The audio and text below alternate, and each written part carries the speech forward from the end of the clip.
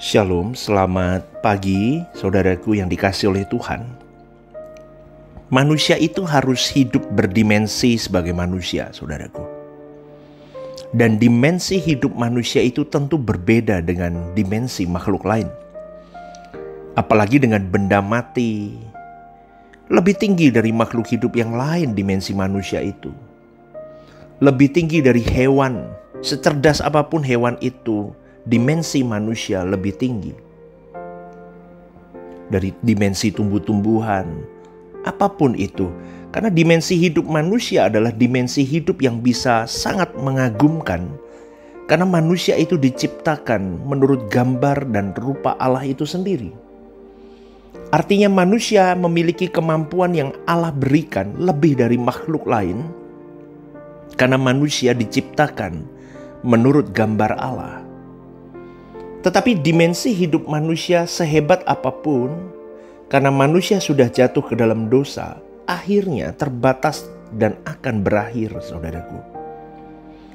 Satu kalimat tragis yang diucapkan Tuhan di dalam Kejadian 2, yang ternyata itu dialami manusia, kalimatnya begini: pada hari kamu makan buah itu, kamu akan mati. Jadi, saudaraku, sehebat apapun kita, manusia akan mati.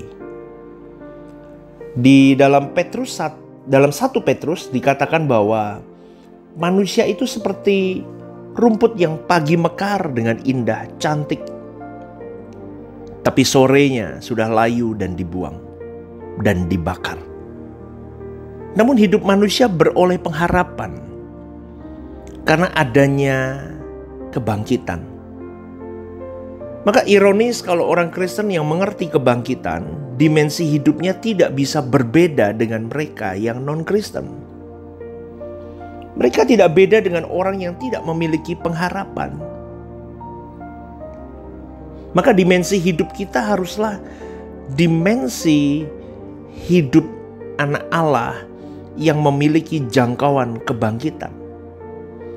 Jangkauan hidup kekal. Jangkauan kekekalan.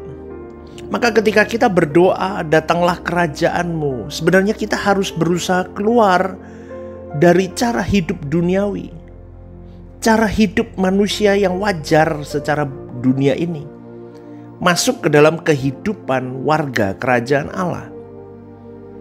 Dan kita harus menghidupkan keluarga kerajaan surga dimulai dari di bumi ini. Kita tidak sadar, saudaraku, bahwa kita ini sudah terbelenggu di dalam cara hidup yang salah. Habitat dunia itu yang mengunci hidupmu dan hidupku. Kalau seseorang terus dibentuk sejak muda, maka akan lebih mudah untuk bisa memasuki cara berpikir atau dimensi kerajaan surga. Tetapi kalau sudah terlanjur tua, sudah sulit. Dia sudah punya cara, konsep, dia punya aturannya sendiri. Betul, susah, saudaraku. Meskipun dia seorang pendeta, ya, dia tetap sulit. Tidak bisa. Bukan hanya sulit, mungkin tidak bisa berubah. Karena sudah menjadi menyatu dengan karakternya. Dan orang-orang begini ketika dia sadar bahwa dia hidup di dalam track yang salah, di dalam momentum, atau bukan momentum, di dalam ritme hidup yang salah. Lalu dia mulai sadar, tetapi bersyukur kalau masih ada waktu. Tapi kalau dia sadar di penghujung hidup, wah gawat, saudaraku. Dan kalau dia sadar di awal, maka dia akan, dia tahu aku mulai mau bertobat, aku mau hidup baru. Terus dia mulai ambil komitmen, ambil sekolah Alkitab misalnya, ya. Dia mulai ikut aktivitas gereja nih, dia mulai rajin. Ya, dia mulai baca firman. Dia mulai punya waktu berdoa sendiri sama Tuhan. Dia mulai rajut dari menit-menit pertama terus sampai berjam-jam di kamar doa. Lah, orang-orang begini bagus. Orang-orang begini bisa dientaskan untuk memasuki dimensi kehidupan anak Allah. Tapi dari 1 juta belum tentu satu, saudaraku. Itu yang jadi problem. Banyak yang tidak menyadari atau dia menyadari cara hidup, ritme hidupnya salah. Tapi dia tidak ada daya untuk mengubah karena sudah terkunci dengan pola hidup, pola ritme kehidupan anak dunia.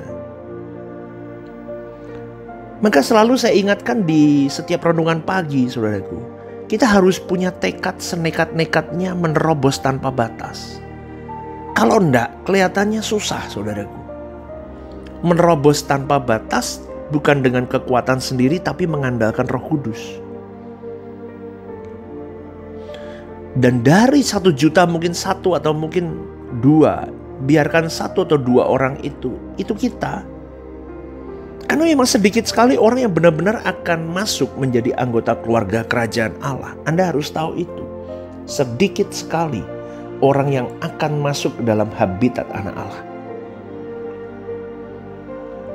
Kalau menggunakan kalimat yang Yesus pakai, dikalimatkan begini, mereka adalah orang-orang yang masih menyelamatkan nyawa, belum kehilangan nyawa. Orang yang masuk di dalam habitat Allah, habitat keluarga, habitat anak Allah, itu adalah punya ciri khas, dia pasti kehilangan nyawa. Dalam dimensi ilahi nanti kita tidak bisa berbuat dosa lagi, tidak bisa. Maka seringkali kita itu akan dihajar di bumi ini, di dalam kehidupan kita sekarang, dengan kehidupan atau keadaan-keadaan yang pahit, kepedihan, kekecewaan. Wah, udah kesulitan yang berat, saudaraku. Itu semua mau membawa kita naik ke dimensi anak Allah sebetulnya. Dan iblis benar-benar tidak akan berkuasa kalau kita masuk ke dalam dimensi ilahi, dimensi anak Allah itu. Dan orang yang mau masuk ke dimensi ini bisa mewakili Tuhan. Artinya apa? Kita melihat orang yang masuk sampai di level ini. Ini akan menjadi seperti Tuhan dalam lemah lembutnya, rendah hatinya, kepeduliannya kepada orang lain, rela berkorban untuk banyak hal proyek Tuhan. Beda, saudara. Beda. Tapi kalau orang belum sampai di level ini, nggak bisa. Mereka masih takut, masih ada ketakutan. Ketakutan tentang dirinya, saudaraku. Dan itu masih jauh, level-level begitu masih jauh. Maka pastikan kau dan saya berjuang terus masuk ke dalam ini, dimensi anak Allah ini, saudaraku. Dan pasti luar biasa. Karena Tuhan menghadirkan dirinya dalam hidup kita. Jadi kalau kita masih suka mengecap manisnya dunia, masih memikirkan dengan kekuatan kita sendiri, kita belum masuk ke dalam level ini.